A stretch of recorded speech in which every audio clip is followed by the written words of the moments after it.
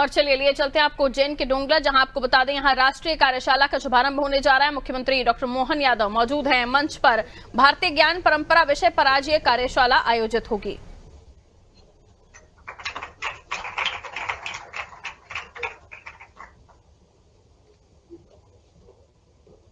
इसी कड़ी में मध्य प्रदेश स्थापना दिवस के अवसर पर एमपीसीएसटी द्वारा आयोजित किए जा रहे 3 दिवसीय राष्ट्रीय ड्रोन एवं रोबोटिक्स हैकाथॉन के पोस्टर का भी विमोचन किया जाएगा।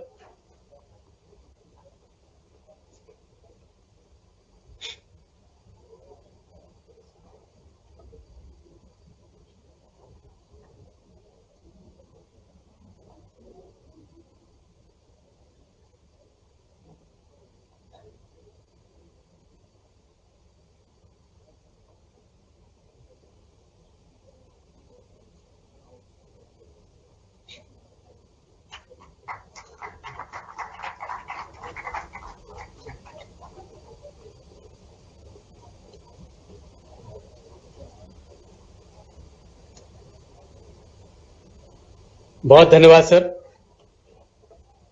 माननीय मुख्यमंत्री महोदय से अनुरोध है कि वो कृपया आशीन वचन प्रदान करें।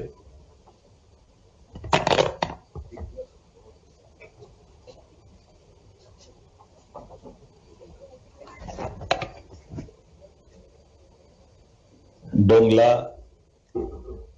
21 जून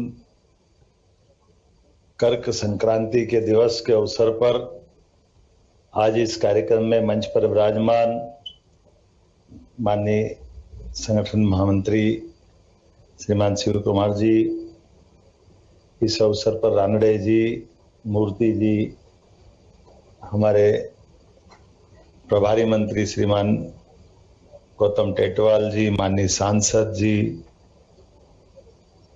श्रीनिवासन जी, ब्रजेश पांडे जी, यहाँ इस राहमीर न्यास के अध्यक्ष माननीय हेमंत भवालकर जी, श्री ऋतु पटवारी निदेशक आवादा फाउंडेशन, हमारे पुरातत्ववेत्ता डॉक्टर रमन सोलंकी जी, राजेश धाकड़ जी, मंच के सामने विराजमान माननीय अशोक सोहनी जी, भाई साहब हमारे इस सारे मामलों के गार्जियन हैं, समूचा मंच माननीय बहादुर सिंह जी से लगा करके सारे सभी को इस आनंद के सुख के अवसर पर, खासकर ये जो दिन है 21 जून 22 दिसंबर, इतना अच्छा लग रहा है कि ऐसा लग रहा है कि कुंभ भरा गया अपने अपने उज्जैन का। याद पुरानी अगर आती है तो और कोई आए नहीं आए 10, 5, 15 जने निकल करके पटेल साहब घर पे खाना बनाना, हम आ रहे हैं, यही का कार्यक्रम संपन्न होगा और वापस जाएंगे। लेकिन आज धीरे धीरे करते करते करते समय के साथ बदलते हुए वो सारी चीजों का, ये बात भी सही कि जब कुछ अच्छा समय होने वाला तो परमात्मा उस सब प्रकार की अनुकूलता देता है, उसमें सोने पे सुहागा। 21 जून तो हमारा अपना कालगणना का महत्व है, लेकिन अंतर्राष्ट्रीय स्तर पर हमारी संस्कृति की योग परंपरा का, दुनिया के अंदर योग से निरोग का जो अभियान चला है, मैं मान के चलता हूं। यशस्वी प्रधानमंत्री के लिए जोरदार अभिनंदन करें। फल के अंदर बीज का क्या महत्व होता है, इससे रेखांकित होता है। फल का अपन आनंद लेते हैं, लेकिन उसका बीज उसको और आगे कहाँ ले जाता है, नया एक अंकुरण नए फल की तरफ ले जाता है। मैं मान के चलता हूं आज के इस अवसर पर ये सुखद संयोग भी है, और जो अभी मेरे से 2 पोस्टर के विमोचन कराए, यह अंतर्राष्ट्रीय स्तर पर समय गणना की दृष्टि से एक बड़ा कार्यक्रम आप जनवरी में मकर संक्रांति के आसपास आयोजित कर रहे हैं, और आज कर्क संक्रांति है जब आज हम यहाँ कार्यक्रम कर रहे हैं। इसके पहले नवंबर में ड्रोन टेक्नोलॉजी के आधार पर एक और आयोजन अपने बीच में हो रहा है। कई सारे मिथक तोड़ रहा है हमारा ये डोंगला ऑब्जर्वेटरी वाला, ये केंद्र भी और महत्व भी। शुरुआत से कई सारी चीजों में, माफ करना, हमारे ही विज्ञान जगत के वेत्ताओं के बीच में भी कई कई जगह कंफ्यूजन खड़ा होता है, जैसे पॉलिटिकल जगत में भी था। जब हमने कहा कि डोंगला में ऑब्जर्वेटरी बनेगी तो शुरू में यही झगड़ा चला, ऑब्जर्वेटरी मैदान में कैसे बन सकती है, वो तो पहाड़ पे बनेगी। अब पहाड़ पे क्यों बनना चाहिए भैया? नहीं, वो पहाड़ पे इसलिए बनती कि सब बनाते आए, अंग्रेजों ने सब पहाड़ पे ही बनाई। अरे जब पहाड़ पे बनी, जब खगोल की बात कर रहे हो तो वो तो लाखों किलोमीटर से दूर कितनी कितनी डिस्टेंस है, पहाड़ कितना ऊंचा होता होगा, कितनी बड़ी से बड़ी चोटी पे जाओगे तो भी नहीं। लेकिन वो जो चली चलाई एक परंपरा रहती, ये उसी प्रकार से तो जैसे उज्जैन में राजा रात नहीं रहेगा, बताओ क्या हो गया, राजा को मुख्यमंत्री से जोड़ दिया। अरे वोट के आधार पे चुनाव जनप्रतिनिधि भाई, उसमें कहां चक्कर में पड़ गए, काहे की रात में नहीं रहेगा, दिन में नहीं रहेगा, ये कौन सी फार्मूला है, जबरदस्ती की बात है। जैसे ऑब्जर्वेटरी की बात हुई, अब कितनी अच्छी ऑब्जर्वेटरी बनी, और सुधार कर दो, नए और यंत्र लगाओ, नई प्रकार की व्यवस्था खड़ी कर दो। तो अगर रिसर्च करना तो ये सब यंत्रों की व्यवस्था से उस प्रकार के लोग जुटा करके सारे प्रबंधन कर दो तो सब बढ़िया हो जाता है। अब अपन कभी इस फार्मूले पे चले तो राजा जयसिंह ने सबसे पहली ऑब्जर्वेटरी जंतर मंतर क्यों बनवाई थी उज्जैन? वही वाली बात को तो हम 300 साल लगभग बाद में वही कर रहे हैं ना, जो उस काल में हुआ था।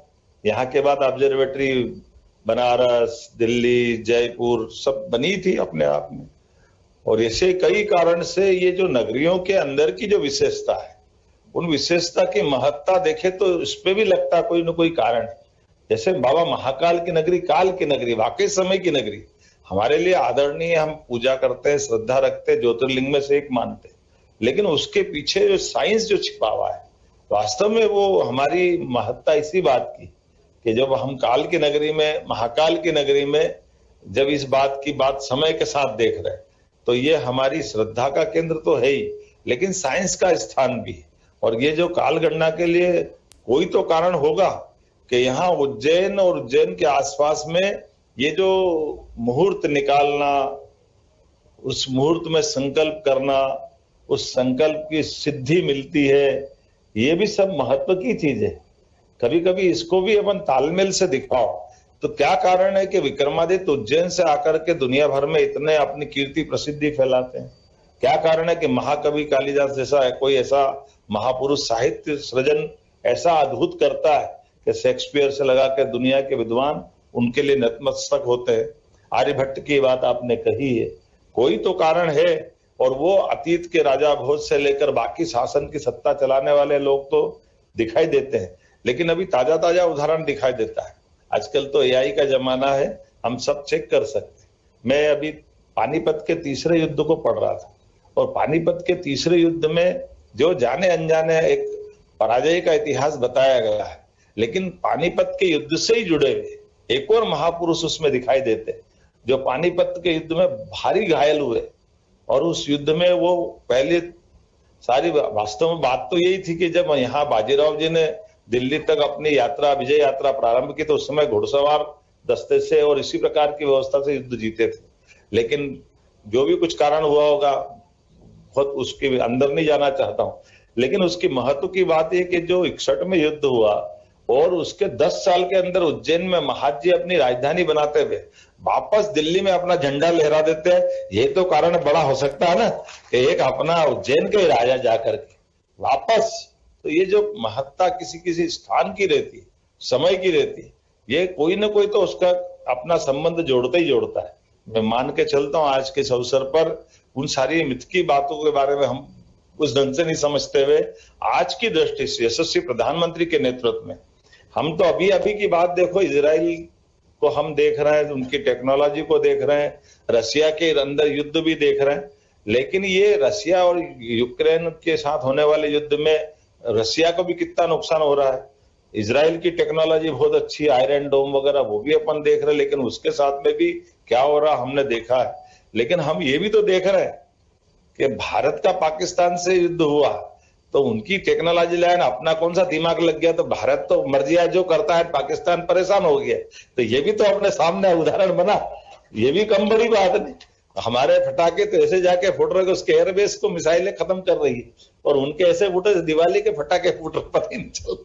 जहां मैं अभी जामनगर देख के आया, वास्तव में जामनगर तो बिल्कुल पाकिस्तान के लगी हुई वो रिलायंस की बड़ी रिफाइनरी है, और उस रिफाइनरी जैसी एकदम से बहुत सरल टारगेट वाली स्थिति। लेकिन भगवान की दया से आप सब वैज्ञानिकों के परिणाम से माननीय प्रधानमंत्री जी ने भौतिक रूप से भी भारत को बहुत आगे बढ़ाया, लेकिन सुरक्षा में भी कोई चूक नहीं होना चाहिए। तो समान रूप से बढ़ाने का परिणाम क्या आता है? आज भारत डंके की चोट सीना ठोक करके, तो अब हम नहीं कह रहे हैं, परसों ही ट्रंप ने भी मान लिया कि हमने तो फालतू जो भी बोला, लेकिन वास्तव में जो कुछ करने कराने वाले एक तो उनको बुला करके वो अपनी, अब ये तो अलग बात है, वो मैं अंदर चला जाऊंगा तो अच्छा नहीं लगेगा, लेकिन पाकिस्तान के प्रधानमंत्री सहित पूरी सरकार को डूब मरना चाहिए। उनको राष्ट्रपति से बात करने के लिए वो सेना अध्यक्ष ही मिला, राष्ट्रपति उनको किसी को तवज्जो नहीं दे रहा। एक उनका लोकतंत्र और एक हमारा लोकतंत्र गौरवान्वित है। जब कल उड़ीसा में माननीय प्रधानमंत्री ने कहा कि मेरा कार्यक्रम उड़ीसा का बना था, तो पाकिस्तान के अमेरिका के राष्ट्रपति से कहा अभी समय नहीं, आगे बात करेंगे। ये लोकतंत्र गौरवान्वित करने वाला क्षण कल ही एक्सेप्ट करा। तो ये जो हमारे वैज्ञानिकों की रिसर्च और बाकी व्यवस्था के बलबूते पर आज के दौर में बदलते समय पे हमारे प्राचीन विरासत के ऐसे सारे ज्ञान को और आगे बढ़ाते हुए उन संस्कृत की पुस्तकों के अंदर माननीय अशोक जी भाई साहब कहते ही हैं और रिसर्च करने की जरूरत है। उस प्राचीन ज्ञान को आज के संदर्भ में जोड़ करके, वो खाली मिथ की बातें नहीं है, वास्तव में उसमें यथार्थ है। और ऐसे में जो दिखाई देता है, अब ये तो कोई विषय किसी भी व्यक्ति को लाके दिखा दो कि शंकु यंत्र पे छाया बढ़ रही है, तो छाया दिन भर इसी लाइन पे क्यों चल रही है? ये तो कोई फिजिक्स पढ़ा हो, गणित पढ़ा हो, न पढ़ा हो, कोई ऐसा भी आदमी हो तो आंखों से देख ही रहा है इसमें। और इसके बाद उधर की शंकु यंत्र की छाया उधर से इधर क्यों नहीं आती? सूर्य पे तो हमारा बस नहीं चलता है, लेकिन सूर्य को इससे बंधा हुआ है, वो सूर्य उससे बाहर नहीं जा सकता है। तो ये वाकई दुनिया की निगाह में जादू नहीं हो सकते, वास्तव में विज्ञान है। ये घूर्णन गति का तो सिद्धांत है, उसी गति से तो सब अपने सामने निकल के आ रहा है।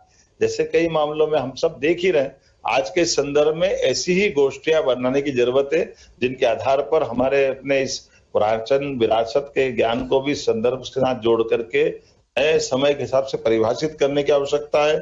और सारी बातों के साथ, क्योंकि अब मैं सारी बातें कितनी भी कर दूं, मेरी अपनी राजनीतिक सीमा भी रहती है, क्योंकि राजनेता जो बोलता तो उसके बारे में जनता अलग प्रकार से लेती है, लेकिन विद्वान बोलते तो उसकी महत्ता अलग प्रकार से होती है। हमारा काम तो आपकी सारी व्यवस्था प्रबंधन करने का है। आप आगे बढ़ो, हम आपके साथ हैं। इसी तरह से हमारी व्यवस्था बनेगी। विज्ञान भारती के साथ मिलकर के भारत सरकार, मध्य प्रदेश सरकार के सारे प्रबंधनों के साथ हम सब मिलकर के निश्चित रूप से ऐसे सारे महत्व के विषयों को जनता के सामने लाएंगे जिसमें मूल दर्शन हमारा छिपा हुआ है। कितनी श्रद्धा के साथ हमारे पूर्वजों पे हमारी आस्था बढ़ जाती है जब उनके एक एक बताए हुए सारे कामों के साथ जब हम ये बात बताते हैं कि समय गणना के लिए हजारों लाखों साल पहले पंचांग की रचना के माध्यम से ग्रह नक्षत्र भी ऐसे बताते जैसे घर का हिसाब बता रहा है।